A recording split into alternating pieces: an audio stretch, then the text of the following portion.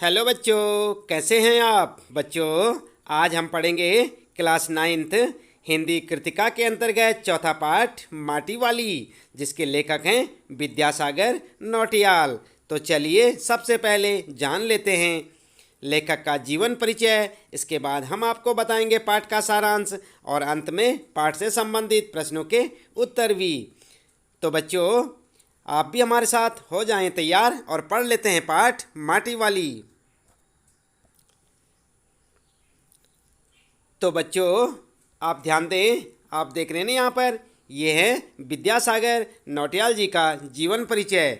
आप देख सकते हैं यहाँ पर ये हैं विद्यासागर नौटियाल। तो आइए आप भी पढ़ें हमारे साथ साथ इनका जीवन परिचय।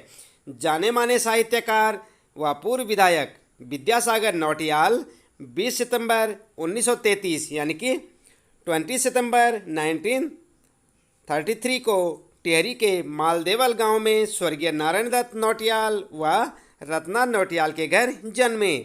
नौटियाल 13 साल की उम्र में शहीद नागेंद्र सकलानी से प्रभावित होकर सामंतवाद विरोधी प्रजामंडल से जुड़ गए। रियासत ने उन्हें टिहरी के आज़ाद होने तक जेल में रखा। वन आंदोलन, चिपको आंदोलन के साथ वे टिहरी बांध विरोधी आंदोलन में भी सक्रिय रहे। हाई स्कूल की परीक्षा प्रताप इंटर कॉलेज टिहरी से उत्तीर्ण करने के बाद उन्होंने इंटरमीडिएट बीए व एलएलबी की शिक्षा डीएवी कॉलेज देहरादून से ली। 1952 यानी कि 1952 में वे अंग्रेजी साहित्य के अध्ययन के लिए बनारस हिंदू विश्वविद्यालय चले गए। वहां उन्होंने अंग्रेजी साहित्य से एमए किया। नौटियाल बनारस में 1959 यानी कि 1959 तक लगातार सक्रिय रहे। वे 1953 यानी 1953 व 1957 में बीएचयू छात्र संसद के प्रधानमंत्री निर्वाचित हुए। उन्हें 1958 में सीपीआई के छात्र संगठन एआईएसएफ का राष्ट्रीय अध्यक्ष बनाया गया। इसी वर्ष उन्होंने वियना में हुए अंतर्राष्ट्रीय युवा सम्मेलन में भारतीय प्रतिनिधि मंडल का नेतृत्व किया। नौटियाल ने अमेरिका, यूरोप व सोवियत संघ की कई यात्राएं की। उनकी पहली कहानी क्या थी? भैंस का कटिया। ध्यान रखें आप, उनकी पहली कहानी भैंस का कटिया 1954 यानी 1954 में इलाहाबाद से प्रकाशित होने वाली साहित्यिक आप ध्यान दें, साहित्यिक पत्रिका कल्पना में प्रकाशित हुई। तो बच्चों, इस लाइन को आप खास तौर पे याद रखें, जो यहाँ पर बताया गया है कि उनकी पहली कहानी भैंस का कटिया 1954 में इलाहाबाद से प्रकाशित होने वाली साहित्यिक पत्रिका कल्पना में प्रकाशित हुई। फिर वे अरसे तक लेखन से दूर रहे, यानी कि एक लंबे समय तक फिर उन्होंने लेखन कार्य रोक दिया था। सन 1990 यानी 1990 में उन्होंने दोबारा लेखन की दुनिया में दस्तक दी और इसके बाद उन्होंने उपन्यासों, कहानियों के साथ मोहन गाता जाएगा जैसा आत्मकथ्य भी लिखा। उनके अब तक 6 उपन्यास और 3 कहानी संग्रह प्रकाशित हुए हैं। यमुना के बागी बेटे शीर्षक से आया उनका उपन्यास एक नए विषय के साथ गंभीर प्रयोग है। राजनीति और लेखन दोनों को अपने सिद्धांतों और मूल्यों की कसौटी पर परखने वाले नौटियाल सामाजिक विषमताओं से लड़ना मुख्य चुनौती मानते हैं। इससे पूर्व वे मूक बलिदान नामक कहानी लिख चुके थे। उनका पहला उपन्यास उलड़ो रिश्ते था। नौटियाल के उत्तर बायां है यमुना के बागी बेटे, मोहन गाता जाएगा, सूरज सबका है, भीम अकेला, झुंड से बिछड़ा हुआ आदि उपन्यास चर्चित हुए। तो बच्चों, आप ध्यान दें, उनके उपन्यासों के नाम आप इन्हें याद रखें कि उनका पहला उपन्यास उलड़ो रिश्ते था। नौटियाल के उत्तर बायां है यमुना के बागी बेटे, मोहन गाता जाएगा, सूरज सबका है, भीम अकेला और झुंड से बिछड़ा हुआ आदि उपन्यास चर्चित हुए। आजीवन सीपीआई से जुड़े रहे नौटियाल 1980 यानी 1980 में देवप्रयाग से उत्तर प्रदेश विधानसभा के सदस्य चुने गए थे। नौटियाल को हाल ही में पहले इफ्को साहित्य सम्मान से भी नवाजा गया था। इससे पूर्व उन्हें साहित्य के क्षेत्र में पहल सम्मान, मध्य प्रदेश सरकार का वीर सिंह देव सम्मान, पहाड़ सम्मान समेत दर्जन भर से अधिक सम्मान मिले। राजनीति और लेखन दोनों को अपने सिद्धांतों और मूल्यों की कसौटी पर परखने वाले नौटियाल सामाजिक विषमताओं से लड़ना मुख्य चुनौती मानते हैं। 18 फरवरी 2012 शनिवार रात्रि बेंगलुरु के एक अस्पताल में, बच्चों ध्यान दें आप, 18 फरवरी 2012 शनिवार रात्रि बेंगलुरु के एक अस्पताल में विद्यासागर नौटियाल का निधन हो गया। तो ये था बच्चों यहाँ पर नौटियाल का जीवन परिचय जो कि आपने देखा। आइए अब पढ़ लेते हैं पाठ। तो बच्चों पाठ का नाम है माटी वाली। आइए सबसे पहले जान लेते हैं पाठ का सारांश। तो आप देख रहे हैं ना यहाँ पर, ये है पाठ माटी वाली और हम बता रहे हैं आपको पाठ का सारांश। तो आप ध्यान दें, माटी वाली पाठ या कहानी माटी वाली लेखक विद्यासागर नौटियाल जी के द्वारा लिखित है। यह कहानी टिहरी शहर की है। इस कहानी के माध्यम से लेखक ने टिहरी शहर के विस्थापनों के दर्द को मार्मिक ढंग से प्रस्तुत किया है। तो बच्चों आप ध्यान दें, टिहरी उत्तराखंड का एक ज़िला है। तो यहाँ पर जो है टिहरी ज़िले और टिहरी शहर के बारे में यहाँ पर नौटियाल जी ने लिखा है। इस शहर के मार्मिक दृश्य को यहाँ पर दिखाया हुआ है। इसमें लेखक के अनुसार माटी वाली बुढ़िया ने अपने सिर पर रखा माटी से भरा कनस्तर के बोझ को नीचे उतार कर रख दिया। शहर में हर कोई उस बुढ़िया को जानता था। तो आप एक बार फिर से देखें, हम आपको बता रहे हैं माटी वाली पाठ का सारांश। और आइए माटी वाली पाठ या कहानी माटी वाली लेखक विद्यासागर नौटियाल जी के द्वारा लिखित है। यह कहानी टिहरी शहर की है और मैंने आपको बताया था टिहरी उत्तराखंड में है। इस कहानी के माध्यम से लेखक ने टिहरी शहर के विस्थापनों के दर्द को मार्मिक ढंग से प्रस्तुत किया है। लेखक के अनुसार माटी वाली बुढ़िया ने अपने सिर पर रखा माटी से भरा कनस्तर के बोझ को नीचे उतार कर रख दिया। तो बच्चों आप समझते हैं ना कनस्तर क्या होता है? टीन का बना एक डब्बा होता है, चौकोर डिब्बा, जिसे कनस्तर कहते हैं। शहर में हर कोई उस बुढ़िया को जानता है। टिहरी शहर का ऐसा कोई भी घर बाकी नहीं रहा जहाँ पर बुढ़िया लाल मिट्टी ना देती हो। तो बच्चों आप ध्यान दें, बुढ़िया क्या करती थी? उस कनस्तर में रखकर शहर के लिए या शहर के लोगों के लिए लाल मिट्टी लाती थी, जिससे लोग वहाँ लिपाई करते थे, यानी घर के अंदर की। टिहरी वाले उस लाल मिट्टी का उपयोग चूल्हे चौके की लिपाई और मकान के कमरे दीवारों की लिपाई पोताई के लिए भी करते थे। घर घर जाकर माटी बेचने वाली नाटे कद की एक हरिजन बुढ़िया थी। और ये कौन थी? एक हरिजन बुढ़िया थी जो कि घर घर जाकर मिट्टी बेचा करती थी। कैसी? लाल मिट्टी।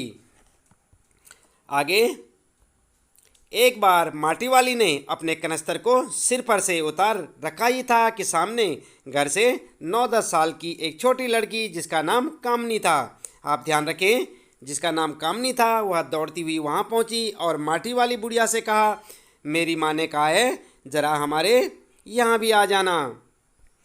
अभी आती हूँ, बुढ़िया ने जवाब दिया। जब माटी वाली ने बच्ची के कहने पर उसके घर गई तो घर की मालकिन ने माटी वाली को अपने कनस्तर की माटी कच्चे आंगन के एक कोने में उड़ेल देने को कहा। तत्पश्चात मालकिन ने उस बुढ़िया को खाने के लिए अपने रसोई से 2 रोटी लाकर दी और पुनः रसोई चली गई। मालकिन के अंदर जाते ही बुढ़िया ने तुरंत अपने सिर पर से डिल्ले के कपड़े उतारा, यानी कि आप समझ रहे होंगे बच्चों, जो कनस्तर के नीचे गोल सा बना के रखा होता है कपड़े का, ताकि वह सिर में ना चुभे कनस्तर, इसलिए उसको क्या कहते हैं? डिल्ला। तो उस डिल्ले के कपड़े को उतारा और उसे एक झटके में सीधा कर दिया। तत्पश्चात वह 2 रोटी में से एक रोटी को उस डिल्ले के कपड़े में गांठ बांध कर रख ली, साथ ही अपना मुंह चलाकर खाने का दिखावा करने लगी। ये है बच्चों, आप ध्यान दें, ये है माटी वाली जिसकी हम कहानी पढ़ रहे हैं। और यह घर घर जाकर लोगों को लाल मिट्टी दिया करती थी। इसके पास एक कनस्तर होता था जिसमें यह मिट्टी भरकर लाती थी, जिससे टिहरी शहर के लोग अपने घर की चौके चूल्हे की लिपाई करते थे। आगे, तभी घर की मालिक पीतल के गिलास में चाय लेकर आई और बुढ़िया के पास जमीन पर रख दी। पीतल का गिलास देखकर उस बुढ़िया ने घर की मालकिन से कहा, तुमने अभी तक पीतल के गिलास संभाल कर रखा हुआ है, अब कहीं या किसी घर में ये गिलास देखने को नहीं मिलता है। तो बच्चों, जब घर की मालकिन ने उसे रोटियां खाने को दी, 2 रोटियां लाकर दी, तो उसने क्या किया, वो रोटियां कपड़े के जो डिल्ला था उसके पास उस पर बांध कर रख ली और खाली जो है मुंह चलाने का दिखावा करने लगी थी। इसके बाद घर की मालकिन जो है उसके लिए एक पीतल के गिलास में चाय लेकर आई और उसके लिए चाय जो है ज़मीन पर रख दी। तो पीतल का गिलास देखकर बुढ़िया ने कहा, बुढ़िया यानी कि जो माटी वाली थी, उसने कहा, हे मालकिन, क्या तुमने अभी तक पीतल के गिलास संभाल कर रखे हैं? अब तो किसी भी घर में पीतल के गिलास देखने को नहीं मिलते। तो बच्चों, आप ध्यान रखें, पुराने ज़माने में लोग पीतल के जो गिलास होते थे उनका इस्तेमाल करते थे। आगे, तभी घर की मालकिन ने जवाब में बोला, इस पीतल के खरीदार कई बार हमारे घर के चक्कर काटे, पर मैंने पुरखों की इस कीमती निशानी को कभी बिकने नहीं दिया। बाजार में जाकर पीतल का भाव पूछो, जरा दाम सुनकर दिमाग चकराने लगता है। अब कांसे के बर्तन भी गायब हो गए हैं सब घरों से। मालकिन आगे कहती है कि अपनी चीज़ का मोह बहुत बुरा होता है। मैं तो ये सोचकर पागल हो जाती हूँ कि अब इस उम्र में टिहरी शहर को छोड़कर जाएंगे कहाँ। तो बच्चों, आप ध्यान दें, जब उस माटी वाली ने कहा कि आपने अभी तक पीतल के गिलास संभाल कर रखे हैं, तो घर की मालकिन ने क्या कहा कि पीतल के गिलास खरीदने वाले आपने देखे होंगे, कई लोग आते हैं, तो हमने भी उन गिलासों को जो बेचने का कभी जो है सोचा ही नहीं, क्योंकि पीतल का भाव यदि आप बाज़ार में पूछते हैं तो बहुत महंगा होता है, जबकि जो पीतल खरीदने के लिए आते हैं या पीतल के पुराने बर्तन वगैरह खरीदने के लिए आते हैं, ये बहुत सस्ते रेट में ले जाते हैं। और अब तो साथ में कहा कि अब तो कांसे के बर्तन भी गायब होते जा रहे हैं, घरों में कांसे के बर्तन भी देखने को नहीं मिलते। आगे मालकिन कहती है कि अपनी चीज़ का जो है बहुत बुरा मोह होता है। मैं तो सोचकर भी पागल हो जाती हूँ कि अब इस शहर को छोड़कर जाएंगे कहाँ जाएंगे। इतने में उस माटी वाली औरत ने कहा, ठकुराइन जी, जो ज़मीन जायदादों के मालिक हैं वे तो कहीं ना कहीं ठिकाने पर चले जाएंगे, पर मैं सोचती हूँ मेरा क्या होगा, मेरी तरफ देखने वाला तो कोई भी नहीं। तो बच्चों, यहाँ पर जो है एक मार्मिक दृश्य लेखक ने बता रखा है। इसमें लेखक कहता है कि माटी वाली औरत कहती है घर की मालकिन से कि ठाकुराइन जी, आप तो बड़े लोग हैं, ज़मीन जायदाद के मालिक हैं, आप तो कहीं भी जाकर अपना ठिकाना बना लेंगे, लेकिन मैं कहाँ जाऊँगी, क्योंकि मैं गरीब हूँ और असहाय हूँ, इसलिए मैं अपने बारे में सोचती हूँ कि मैं कहाँ जाऊँगी। लेखक के अनुसार तत्पश्चात माटी वाली ने चाय ख़त्म करके अपना सामान उठाई और वहाँ से निकलकर सामने के घर में चली गई। उस घर में भी उसे मिट्टी लाने के बदले 2 रोटियां दी गई। उस रोटी को भी उसने बांध लिया। दरअसल वह रोटी बुढ़िया अपने बूढ़े पति के लिए ले जा रही थी। आज वह घर पहुंचते ही 3 रोटियां बूढ़े को देगी और बूढ़ा रोटियां देखकर खुश हो जाएगा। तो बच्चों, आप ध्यान दें, इस कहानी में जो है लेखक कहता है कि उस माटी वाली ने 2 रोटियां एक घर से और 2 रोटियां दूसरे घर से जो ली थी अपने कपड़े पर बांध कर रखी थी। किस लिए रखी थी? क्योंकि वह उन रोटियों को अपने बूढ़े पति के लिए घर ले जाना चाहती थी, ताकि 3 रोटियां वह अपने पति को दे और 1 रोटी अपने लिए रख रही थी, जो कि शाम को जाकर घर में खाने वाली थी। माटी वाली का गांव टिहरी शहर से इतना दूरी पर है कि उसे वहां तक पहुंचने में लगभग 1 घंटे का समय लग जाता है। रोज़ सुबह वह अपने घर से निकल जाती है। पूरा दिन माटा खान में मिट्टी खोदने, फिर अलग अलग स्थानों में फैले घरों तक उसे ढोने में बीत जाता है। उसके घर लौटते लौटते अंधेरा छा जाता है। उसके पास अपना कोई खेत नहीं है। गांव के एक ठाकुर की ज़मीन पर उसकी झोपड़ी खड़ी है। ज़मीन के बदले उस गरीब बुढ़िया को ठाकुर के घर बेगार करना पड़ता था। माटी वाली बुढ़िया मन ही मन बोली जा रही थी कि आज वह अपने बुढ़े को केवल 2 रोटियां नहीं देगी, माटी बेचकर जो पैसा आया उससे वह 1 पाव प्याज भी खरीद ली, ताकि अपने पति को रोटी के साथ सब्जी भी परोस कर दे सके। मन में और भी कई तरह की बातें सोचती और हिसाब लगाती हुई वह अपने घर पहुंची, परंतु अफसोस कि हर रोज़ की तरह आज बूढ़ा माटी वाली को देखकर चौंका नहीं और न ही किसी प्रकार की कोई प्रतिक्रिया दी। घबराई हुई माटी वाली ने जब अपने पति को छूकर देखा, तब पता चला कि वह सदा के लिए अपनी माटी को छोड़कर जा चुका था। तो बच्चों, इस कहानी में लेखक ने बड़ा ही मार्मिक दृश्य जो है दिखा रखा है। लेखक कहता है कि जब माटी वाली 2 रोटियां एक घर से और 2 रोटियां दूसरे घर से लेकर अपने घर की ओर चली तो उसे काफ़ी समय लगता था पहुंचने में, लगभग 1 घंटे का समय उसे लग जाता था। वह अपने घर की ओर चली और हर रोज़ जो है माटा खान से, जहाँ से मिट्टी खोदी जाती है उस जगह को क्या बोलते हैं, माटा खान। तो माटा खान से मिट्टी खोदने में अलग अलग स्थानों में उसे घर में पहुंचाने में जो है काफ़ी समय बीत जाता है। उसके बाद जैसे ही वह घर शाम के टाइम अंधेरा होने पर घर लौटती है तो वह सोचती है कि आज बूढ़े को यानी अपने पति को वह खाली रोटियां नहीं देगी बल्कि साथ में सब्जी बनाकर भी देगी। और आप समझ सकते हैं बच्चों कि उसके पास अपनी ज़मीन जायदाद तो थी नहीं, वह किसी ठाकुर की ज़मीन पर एक झोपड़ी बनाकर रहती थी और उसके बदले में ठाकुर के कई काम धंधे वह करती थी। तो बच्चों, जैसे ही बुढ़िया घर पहुंची तो उसने सोचा कि बूढ़े के लिए आज सब्जी भी बनाऊंगी, इसीलिए वह बाज़ार से थोड़े से प्याज भी लेकर आई थी ताकि प्याज की सब्ज़ी बना सके। लेकिन जब वह घर पहुंचती है उसने अपने बूढ़े को आवाज़ दी तो वहाँ से घर से कोई भी आवाज़ नहीं आई। उसे फिर मालूम हुआ कि वह बूढ़ा यानी उसका पति हमेशा के लिए अपनी माटी छोड़ चुका है, यानी कि मर चुका है, दुनिया से जा चुका है। इसके बाद टिहरी बांध पुनर्वास के साहब ने जब माटी वाली बुढ़िया से उसके ज़मीन का पेपर मांगा तो वह नहीं दे पाई, क्योंकि उसके पास अपना कोई ज़मीन ही नहीं थी। वह माटी बेचकर किसी प्रकार गुजारा किया करती थी।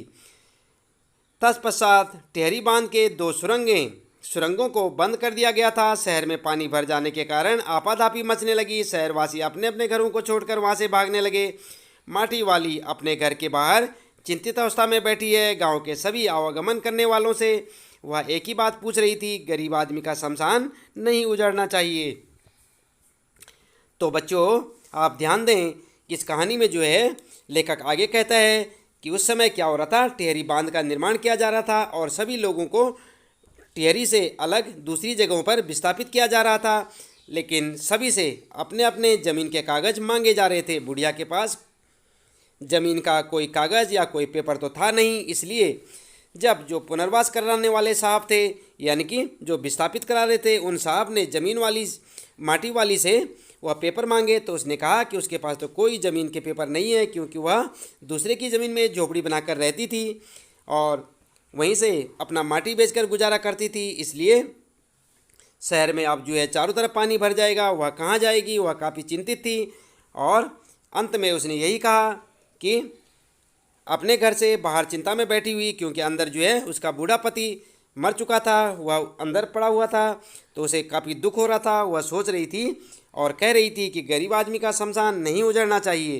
तो बच्चों, इस कहानी को आप विस्तार से पढ़ने के लिए आप अपनी पुस्तक में पढ़ें और यह एक मार्मिक कहानी है जिससे दर्द जो है पूरे दिल तक उतर जाता है और दिल को छू कर निकलता है।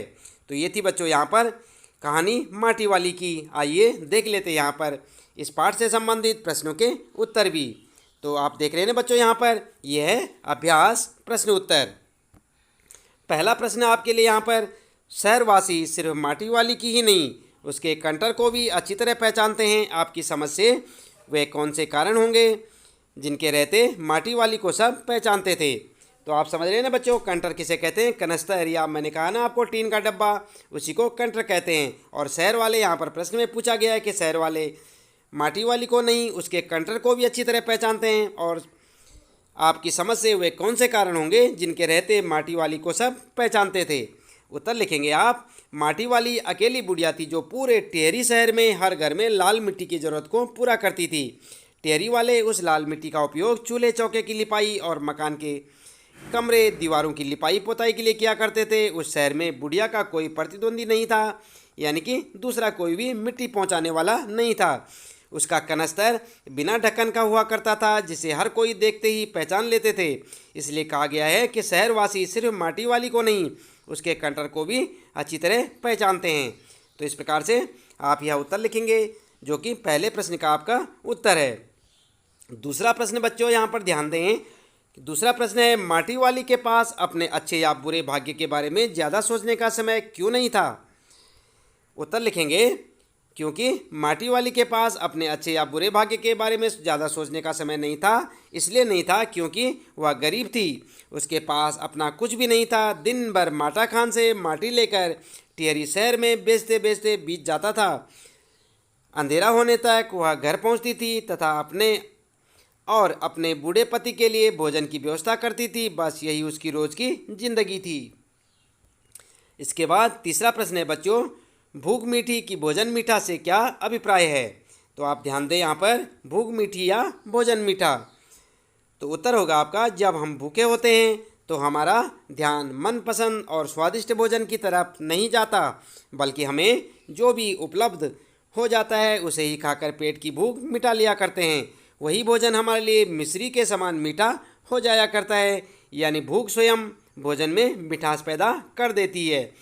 तो इस प्रकार बच्चों आप देख सकते हैं यहाँ पर कि भूख मीठी होती है। इस प्रकार आप इसका उत्तर लिखेंगे। इसके बाद चौथा प्रश्न है बच्चों, पुरखों की गाढ़ी कमाई से हासिल की गई चीज़ों को हराम के भाव बेचने को मेरा दिल गवाही नहीं देता। मालकिन के इस कथन के आलोक में विरासत के बारे में अपने विचार व्यक्त कीजिए। तो आप जो है इस प्रकार इस प्रश्न का उत्तर लिखेंगे।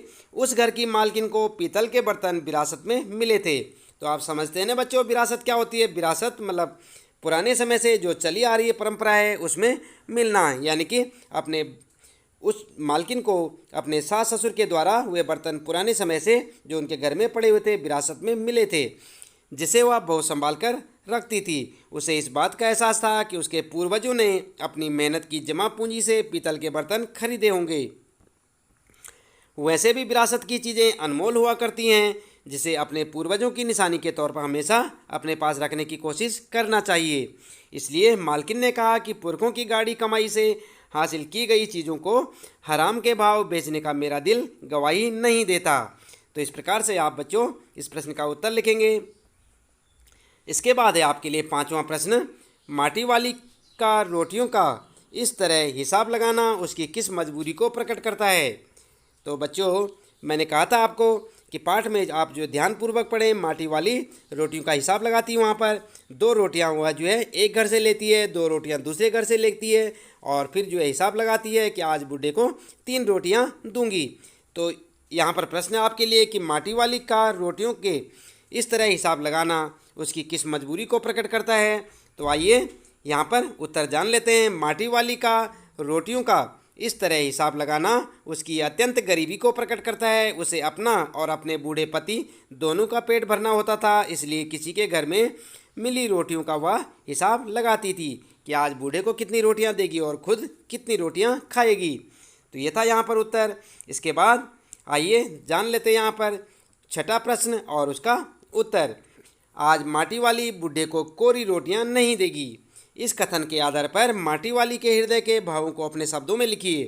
तो बच्चों आप यहाँ पर अपने हिसाब से भी शब्दों को लिख सकते हैं। इस प्रश्न का उत्तर अपने हिसाब से लिख सकते हैं। चलिए हम आपको यहाँ पर बता देते हैं कि किस प्रकार आप लिखें। उत्तर होगा, माटी वाली बुढ़िया की गरीबी का कोई सहारा नहीं था। बूढ़ा पति भी बीमार रहता था। दोनों का जीवन अभाव में कट रहा था। उन्हें कभी मनपसंद अच्छा भोजन भी नसीब नहीं हुआ था। माटी बेचते बेचते किसी घर से 1-2 रोटियां मिल जाती तो बस गुजारा हो जाता, परंतु एक दिन वह अपने पति के लिए 3 रोटियां ले जा रही थी। वह आमदनी के पैसे से 1 पाव प्याज भी खरीदी और मन ही मन बोले जा रही थी कि आज वह अपने पति को रोटी के साथ सब्जी भी परोस कर देगी। आज उसके पति को रूखा सूखा नहीं खाना पड़ेगा। इससे पता चलता है कि माटी वाली अपने पति के प्रति जिम्मेदार थी और उसका दिल से ख्याल भी रखती थी। तो इस प्रकार बच्चों आप लिखेंगे यहाँ पर छठे प्रश्न का उत्तर, जो कि यहाँ पर हम आपको दिखा रहे हैं। इसके बाद आइए देख लेते हैं यहाँ पर 7वां प्रश्न और उसका उत्तर। इसके बाद बच्चों आप देख रहे हैं यहाँ पर ये है 7वां प्रश्न, गरीब आदमी का शमशान नहीं गुजरना चाहिए। इस कथन का आशय स्पष्ट कीजिए। तो आप यहाँ पर उत्तर लिखेंगे। उस रोज़ जब माटी वाली अपने घर पहुंची तो अपने बीमार बूढ़े पति को मृत अवस्था में पाई। वह अपने पति के अंतिम संस्कार की चिंता में बैठी थी, क्योंकि बाढ़ के कारण पूरा शमशान पानी में डूब चुका था। अब तो उसके लिए उसका घर ही शमशान के समान बन चुका था। इसलिए उस माटी वाली बुढ़िया ने कहा कि गरीब आदमी का शमशान नहीं उजड़ना चाहिए। तो ये है बच्चों इस प्रश्न का उत्तर, जो कि आप अपनी नोटबुक में लिखेंगे और उसे याद भी करेंगे। तो बच्चों हमने आपको बताए माटी वाली जो पाठ था आपने पढ़ा, उसका सारांश और पाठ से संबंधित प्रश्नों के उत्तर भी। उम्मीद है कि आपको यह पाठ अच्छे से समझ आया होगा। इस पाठ के लेखक थे विद्यासागर नौटियाल। आप इसे अच्छे से पढ़ें, याद करें, ताकि आपको परीक्षा के समय किसी परेशानी का सामना ना करना पड़े। तो बच्चों आज के लिए इतना काफ़ी है। हर रोज़ इसी प्रकार अपने सभी पाठों को पढ़ने के लिए आप चैनल को सब्सक्राइब करें और वीडियो में आपको बताए गए पाठ का सारांश और प्रश्न उत्तर यदि अच्छे से समझ आए हैं, आपको पसंद आए, तो वीडियो को लाइक और शेयर करना ना भूलें। आज के लिए इतना काफ़ी है। लगातार इसी प्रकार जुड़े रहें हमारे साथ। आपका दिन शुभ हो।